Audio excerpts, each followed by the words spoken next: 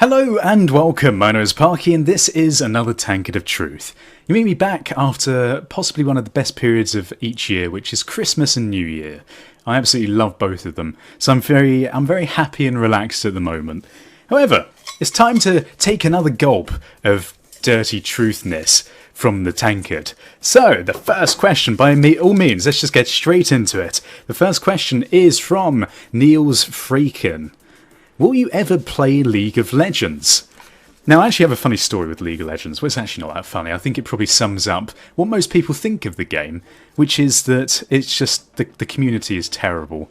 And it is. Like, I'm sure it's a fantastic game. I played it a few times with Kips and like some friends, but aside from that, you can't join public games and things like that. I mean, the first time I ever played it, like, right, let's put this in context. Like, let's say you're playing an MMO, right? The community is more accepting and friendly in general anyway. So if you join the first time playing, people will probably help you out and things like that, and like will appreciate that you've never played it before. But with League of Legends and those sort of games, it's more of the mindset of, I don't give a shit if you're new, we fucking hate anyone that doesn't know what they're doing. So when on my first game, I joined. Didn't really know exactly what was going on. I'd watched like a few videos beforehand just so that I sort of vaguely knew. And I basically got like kicked out. I was like bullied out of that game. So yeah, that was like my first ever experience of LOL. And I can't say that I really enjoy that sort of mindset. I play games for fun, not to stress myself out. So yeah, I don't really play LOL or any of those sort of games. The only thing that's like closest that I can think of is Diablo, but that's not really the same genre at all. But I guess like that's probably the most similar sort of genre to that style of game that I play. I really do like Diablo, and actually Torchlight was pretty good. So the next question is from The Sacred Chill. Are there any subs that you see once every 6 months and are like, hey, I remember you? Actually, you classify as one of those subs because I know that you were with me from like almost the very start of my channel, all those 6 years ago. If you can believe it, I've been doing YouTube for 6 years now. It's my anniversary on YouTube is on the 26th of December every year.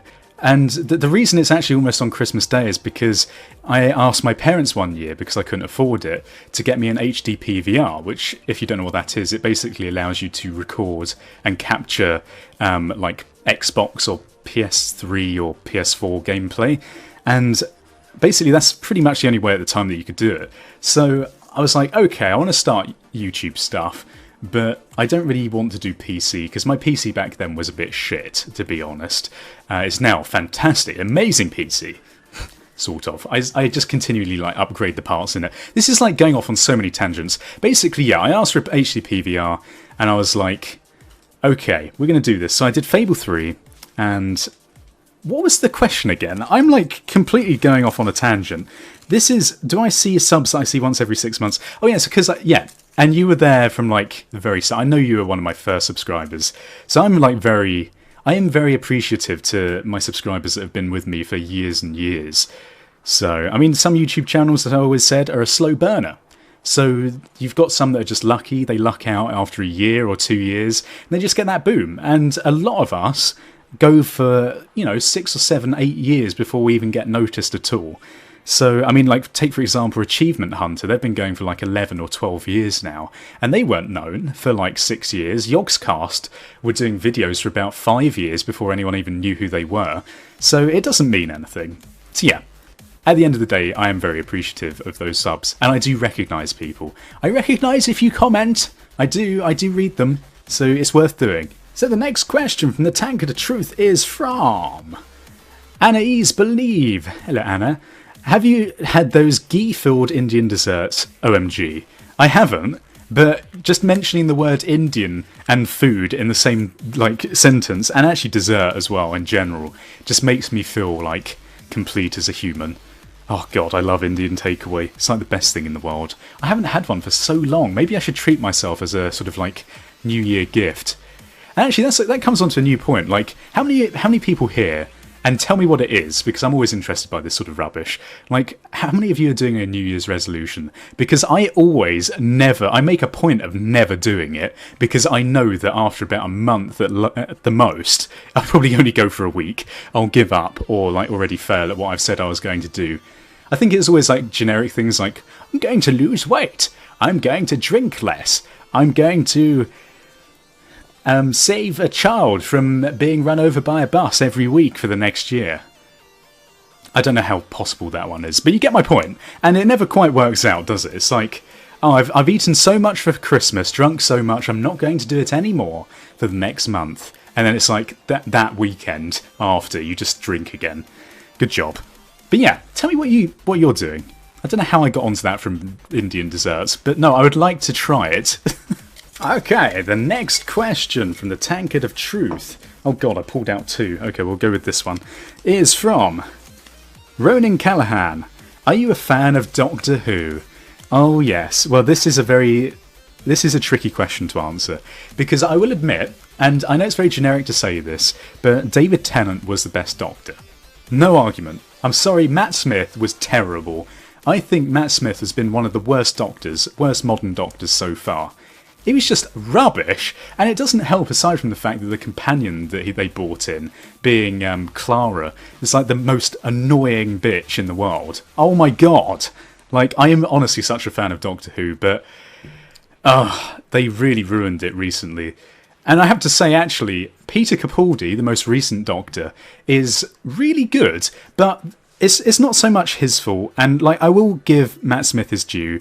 Like, it is also majorly down to the writing. Like, the script writing for the modern series has been absolutely dreadful, and that's all down to Stephen Moffat. He is a dreadful script writer. He's dreadful. He's a dreadful director in all regards, and everyone online agrees, like, he should just get his head out of his arse. I'm very, like...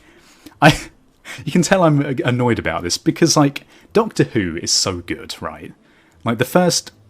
Up to the end of David Tennant was like the best TV for a very long time. I also really like Torchwood as well. I've watched all of Torchwood.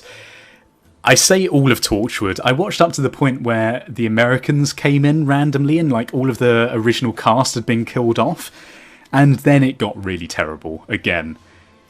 It's like the same with all TV shows though, isn't it? As soon as they kill off all of the main characters from the first or second series, it just like, it's not the same. Whatever you do, it's not the same. It's like Skins. Like, if you've watched Skins, the first two series, they had like one set of school kids, and you got like really involved with their storylines and everything. It was really good. But then as soon as it got to like series 3 and onwards, where they introduced like a whole new set of characters, it's just rubbish. Stop doing that, TV. It's not a good thing to do. When will you learn that no one cares? When you kill off the first characters, no one cares. So yes, in answer to your question, I do like Doctor Who. Probably a bit too much. Come on, I'm a big nerd for this sort of thing. And there's a bloody Dalek poster over there. Admittedly, that isn't mine. But yeah, me and Mrs. Parky watch a lot of Doctor Who and get excited at these sort of things. So yes, that was a very angry answer. So the next question... God, I'm looking at the time that I've spoken for, and like these answers today, I must be like super ramble fest. But the next question is from the Apollo TD. Is Boris Johnson enough evidence that aliens exist? Well, Boris Johnson, for those of you who don't know who he is, he's quintessentially British, like bumbling sort of crazy-haired mayor of London who is part of the Conservative Party. And I have to say, like, even if I know a lot of people in England, even if they don't vote Conservative, absolutely love Boris Johnson. He's just like, he basically sums up what it is to be a sort of adorable British idiot. But sort of like, honestly, I say idiot like Lucy, he is such an intelligent guy. And having lived in London through his time as mayor, he's done the most out of like a lot of London mayors. Like, Ken Livingstone didn't do fuck all. He just introduced the bloody 4x4 tax and like all the other bloody taxes that ruin everyone. But yeah, aside from that, like, it's very different. It's very weird in the UK because generally mayors of the town that you're part of, they don't really do much. But if you live in London, you can have a completely different opinion of the London mayor than the party that you actually vote for. But yeah, I really, really like Boris Johnson. And is he enough evidence that aliens exist? I think probably. I imagine there's some sort of like Men in Black scenario going on right now, which actually brings me on to a good point. Like, I watched Men in Black over Christmas. It's weird how Christmas films become Christmas films, isn't it? Like Die Hard, which is like one of the most famous Christmas films. It's not really Christmassy, is it? And like, what else is there? It's like Pirates of the Caribbean's now becoming a Christmas thing. And Lord of the Rings, they play all of the Lord of the Rings every year on telly at Christmas time. And also like The Hobbit, now I'm watching at Christmas. It's very weird how this happens, because they're not like at all relatable to Christmas season. I don't even know where I'm going with this. Yeah, I think there's some sort of Men in Black thing going on with Boris Johnson. But he's getting it right. Even if he's an alien, I'd vote for him. Okay, so let's do one final question. We've not even done that many questions today. As I said, I've been like rambling about all these other things. It's because I've drunk so much after Christmas, I'm like still drunk. Okay, so we've got Joe Russell. Would you rather be a time traveller or live forever? Oh, this is another complicated one. Well, knowing my love of Doctor Who now, you could probably easily say, okay, well, Parky would probably want to be a time traveller, right? Living forever, there's a lot of issues with living forever. Mostly being that everyone that you love will die around you, and it means that you probably couldn't get close to that many people, because you'd just have your heart broken over and over again. And effectively, like, people say, oh, if you live forever, you could go through, like, lots of relationships and it'd be fine, and you'd get over it after a little while. But realistically, are you, when you're still like, say I'm immortal right now, right? So I'm in my 20s.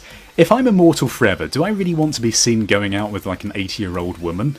Eventually? Probably not, you know? It gets a bit weird. So I think there's some complications with that.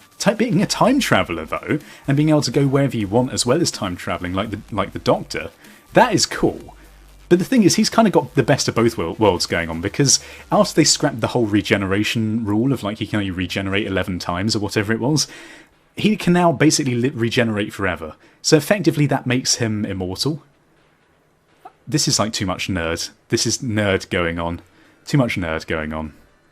Okay, well, I'm going to leave that there, because I feel as though I've nerded out everyone's brains, and they can't even fathom what's going on in reality anymore. So, if you enjoyed today's episode, then please feel free to leave your support in the comment section below as always. Remember also that if you want your questions answered on the Tankard of Truth, then all you need to do is leave your questions in the comment section below. God, why is that so difficult to say? Possibly because I'm really hyper and have eaten too much chocolate. If you want to see more, then please hit that like button and tell your friends as well. Thank you for watching. Goodbye, awkward, goodbye. Awkward.